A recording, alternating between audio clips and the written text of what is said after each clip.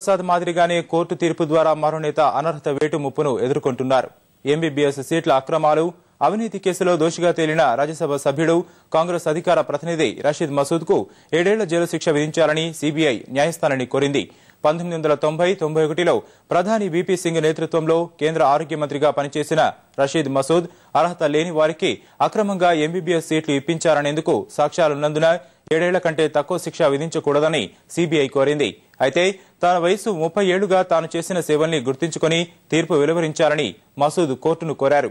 అయితే ఆయన అభ్యర్థనను వ్యతిరేకించిన సీబీఐ ఆయన మెరుగైన మార్కులు సాధించిన ఎంతో మంది విద్యార్థులకు జీవితాలను ఇబ్బందుల్లో నెట్టారని తెలిపింది.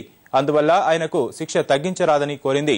ఇరువురి వాదనలు విన్న న్యాయమూర్తి మధ్యాహ్నం 2:30కు తీర్పు వెలువరించనున్నట్లు ప్రకటించారు. 2 ఏళ్లకు మించి శిక్ష పడితే ప్రజాప్రతినిధులుగా కొనసాగేందుకు అనర్హులన్న సుప్రీంకోర్టు తీర్పు ప్రకారం తొలి అనర్హత వేటుకు గురయ్యే వ్యక్తి రషీద్ మసూదే కానున్నారు.